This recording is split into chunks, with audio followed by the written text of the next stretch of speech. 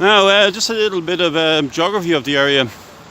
Originally, on the Harcourt Street line, it was a very small bridge that went over the road. We're coming up to the station building now in a few minutes. The 1854 built station. That's the same characteristics as Dalkey Station. Very similar in design, and was heavily used by the man himself, William Jargan, who lived in what's now Mount Anville, the girls' school. He lived there.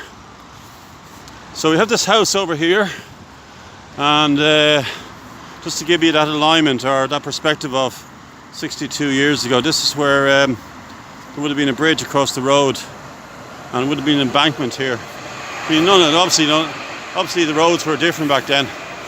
Where those buses are,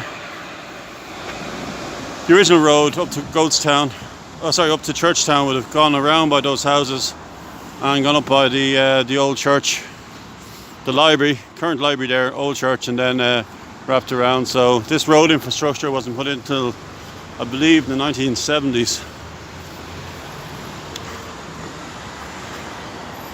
So there's plenty of photographs of Dundrum in the OD collection, a fascinating collection. He documented the closure of the line and the aftermath. James OD, the National Library collection. So it's a fascinating collection.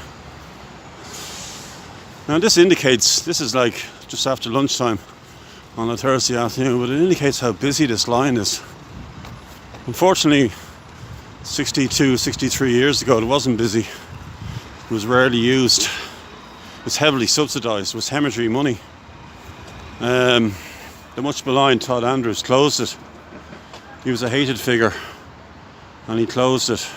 He saw no vision for the future, but there were plans in place to develop Dublin residentially and commercially south of Dundrum. But this is Ireland 1958, a different Ireland, an impoverished Ireland. So it fell victim. It was a big closure. You're talking about half an urban, half a suburban line, a double track line, not just a single track line. The majority of trains were single track that were closed. So we come up to the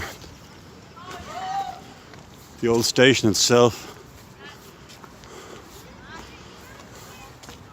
So unfortunately, this was victim to antisocial behaviour. But they restored it. But it's almost identical, the brickwork to the big windows and the brickwork to Dalkey Station. And you have these colonnades. There's actually a picture on the OD collection of station staff standing here forlorn in their days after the closure of the line. So it's a boutique now.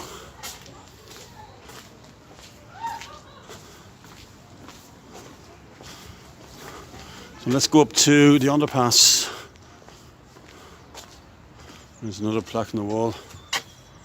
So it was opened on the 30th of June by the late Mr. Seamus Brennan. Kudos to him for the work he did. 2004. So we have, let's go down to the entrance. So people would have come down here,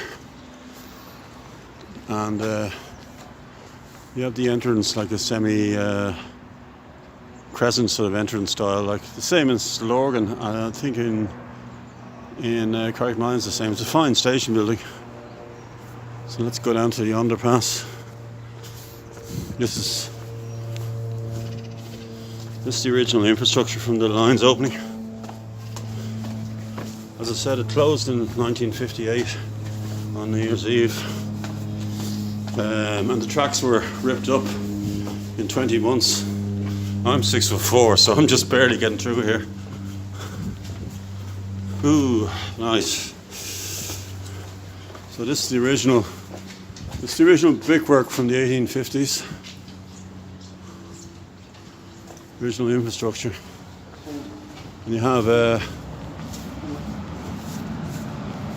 this is the original steps of the station, going up to the platforms, the Lewis platforms.